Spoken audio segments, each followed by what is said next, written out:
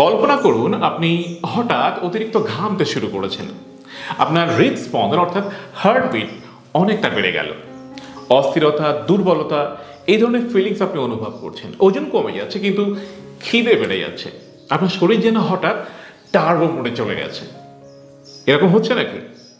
আসলে এটি থাইরোটক্সিকোসিস রোগের একটি কমন চিত্র। এটি এমন একটা অবস্থা যেখানে শরীরে থাইরয়েড হরমোনের মাত্রা অতিরিক্ত বেড়ে যায়, যার ফলে মেটাবলিজম অর্থাৎ বিপাক ক্রিয়া অস্বাভাবিকভাবে বেড়ে যায়। এখন আমাদের প্রশ্ন হচ্ছে যে কেন এমনটা হয়, অর্থাৎ এই যে থাইরোটক্সিকোসিস এটা কেন হয়? এটা কি খুব বিপজ্জনক? কিভাবে চিকিৎসা করা হয়? চলুন আজকে ভিডিওতে আমরা বিস্তারিতভাবে জানার চেষ্টা করব। সো হাই ফ্রেন্ডস, আশা করি সবাই খুব ভালো আছেন। আমি Mianur Alam, welcome to pedicure Bangla.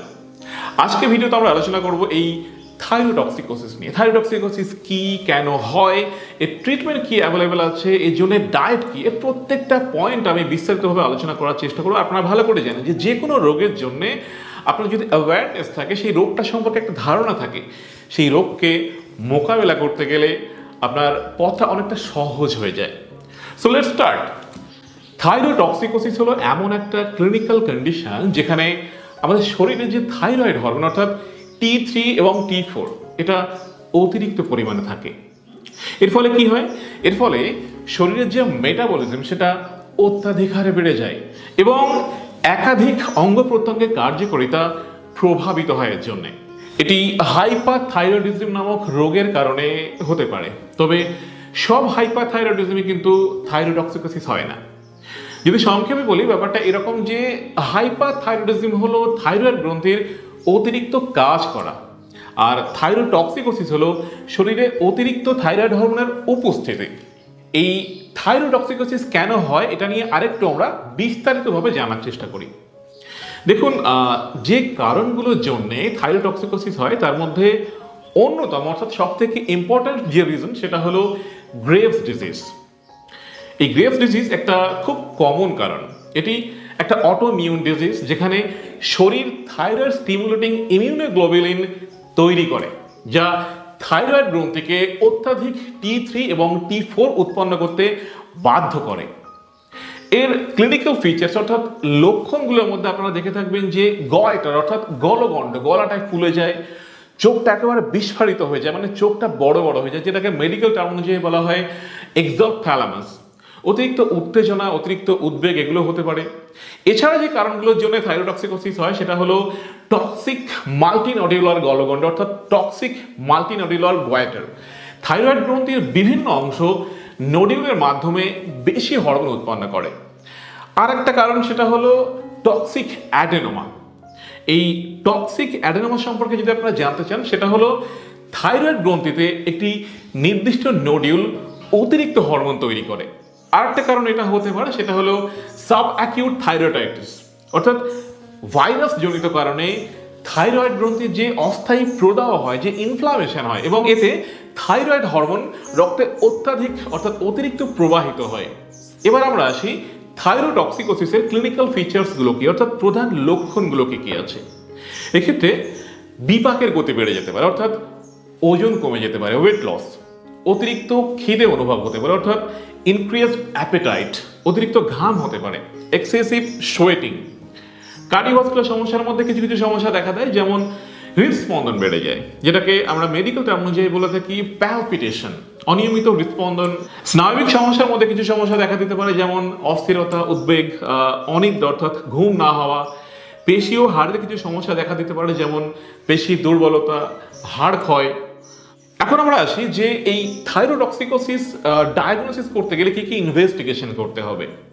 সেক্ষেত্রে প্রথমে আপনাকে থাইরয়েড ফাংশন টেস্ট করতে হবে অর্থাৎ TFT করতে হবে। সেখানে TSH দেখবেন অনেকটা কমে গেছে এবং T3 এবং T4 অনেকটা বেশি হয়ে গেছে। 2 নম্বর যেটা হলো সেটা হলো থাইরয়েড স্ক্যান করা যেতে পারে এবং আলট্রাসাউন্ডও করা যেতে পারে। এছাড়া থাইরয়েড গ্রন্থির গঠন দেখতে রেডিও অ্যাক্টিভ আয়োডিন আপটেক অর্থাৎ RAIU স্ক্যান করা হয়। অ্যান্টিবডি টেস্ট, গ্রেভস ডিজিজ নিশ্চিত করতে TSI বা TSH রিসেপ্টর অ্যান্টিবডি পরীক্ষা করা হয়ে থাকে। এবার আসি আমরা যে এই যে থাইরোটক্সিকোসিস আপনার হয়ে গেছে সেক্ষেত্রে ম্যানেজমেন্ট কি হবে, অর্থাৎ এই ট্রিটমেন্ট প্রোটোকল কি আছে। সবার আগে যেটা আপনাকে করতে হবে এই থাইরোটক্সিকোসিসের ট্রিটমেন্ট করানোর জন্য এই রোগের যিনি স্পেশালিস্ট অর্থাৎ এন্ডোক্রিনোলজিস্ট, আমাদের কলকাতা কিংবা আমাদের ভারতবর্ষে বহু নাম করা এন্ডোক্রিনোলজিস্ট আছে, আপনি তাদের সাথে কথা বলতে পারেন, তাদের থেকে ট্রিটমেন্ট নিতে পারেন, কিংবা আপনি জেনারেল মেডিসিনও দেখাতে পারেন, তারাও এই ট্রিটমেন্ট খুব ভালোভাবেই করতে পারবে। ট্রিটমেন্ট সেখানে কেমন হবে, কিছু মেডিসিন দেওয়া হয়ে থাকে যেমন মেথিমেজল, কার্বিমেজল, এগুলো থাইরয়েড হরমোন তৈরি কমায়। প্রেগনেন্সির ক্ষেত্রে যখন থাইরয়েডক্সিকোসিস হয়ে যায় সেক্ষেত্রে একটা অন্য মেডিসিন ব্যবহার করা হয়ে থাকে। এছাড়া বিটা ব্লকার্স জাতীয় ওষুধ দেওয়া হয়ে থাকে, প্রোপ্রানোলল কিংবা অ্যাটেনোলল, এগুলো হার্ট রেট অর্থাৎ হার্টবিট এবং যে কম্পন অনুভব হতে থাকে এই থাইরয়েডক্সিকোসিসের সময় সেগুলো এটাকে কমাতে সাহায্য করে। এছাড়া রেডিও অ্যাক্টিভ আয়োডিন থেরাপি দেওয়া যেতে পারে অর্থাৎ RAI থেরাপি দেওয়া যেতে পারে। রেডিও অ্যাক্টিভ আয়োডিন অর্থাৎ I-131 দেওয়া হয় যা থাইরয়েড কোষ নষ্ট করে।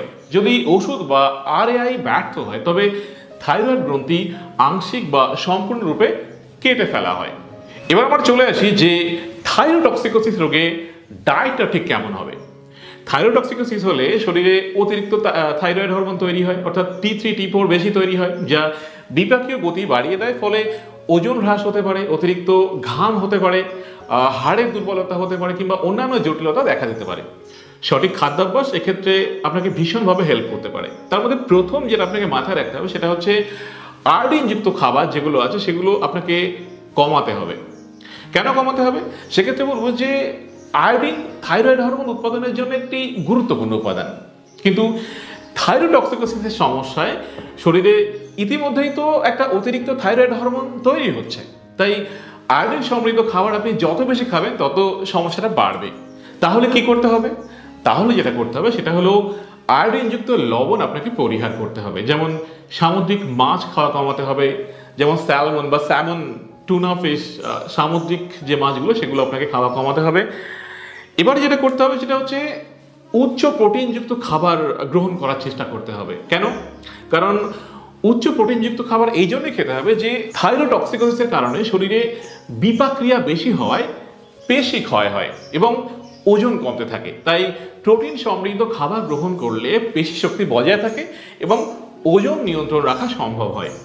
সেক্ষেত্রে কি করতে হবে, উদ্ভিজ্জ যে প্রোটিন, বিশেষ করে বাদামের মধ্যে আমন্ড, আখরোট, ডাল, বিনস, ছোলা, এই টাইপের যে উদ্ভিজ্জ প্রোটিন সেগুলো গ্রহণ করার চেষ্টা করতে হবে। ডিমের সাদা অংশ খেতে পারেন আপনি, প্রাণীজ প্রোটিনের মধ্যে চিকেন খেতে পারেন। তাছাড়া যেটা করতে হবে সেটা হলো ক্যালসিয়াম এবং ভিটামিন ডি গ্রহণ করতে হবে। কেন, তার কারণ থাইরোটক্সিকোসিসের কারণে হাড় ক্ষয় হতে পারে, যা পরে অস্টিওপোরোসিস হতে পারে। অর্থাৎ অস্টিওপোরোসিস এমন একটা রোগ যেখানে হাড় দুর্বল হয়ে যায়, ভঙ্গুর হয়ে যায়, তাই ক্যালসিয়াম ও ভিটামিন ডি সমৃদ্ধ খাবার খাওয়া ভীষণভাবে জরুরি। এছাড়া কি করতে হবে, পর্যাপ্ত সূর্যের আলো গ্রহণ করতে হবে, সূর্যের আলো গায়ে ফেলতে হবে। সকালের দিকে হলে ব্যাপারটা ভালো হয়।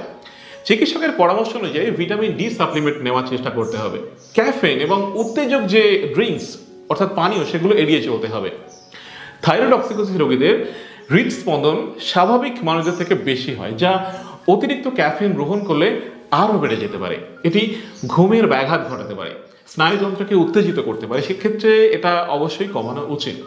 লাস্ট যেটা আমি বলবো সেটা হচ্ছে পর্যাপ্ত পরিমাণে অ্যান্টিঅক্সিডেন্ট সমৃদ্ধ খাবার খেতে হবে।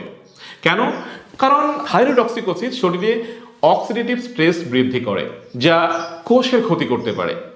অ্যান্টিঅক্সিডেন্ট সমৃদ্ধ খাবার খেলে কি হবে, শরীরের ক্ষতিকর যে ফ্রি রেডিক্যাল, সেই ফ্রি রেডিক্যালের বিরুদ্ধে লড়াই করা যাবে এবং আপনার যে ইমিউন সিস্টেম সেটা অনেক স্ট্রং হবে।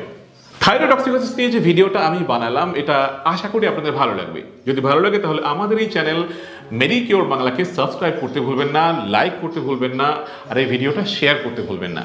যদি কোনো মতামত থাকে তাহলে কমেন্ট বক্সে অবশ্যই লিখে জানাবেন। সবাই খুব ভালো থাকবেন, দেখা হবে আগামী ভিডিওতে। Thank you very much.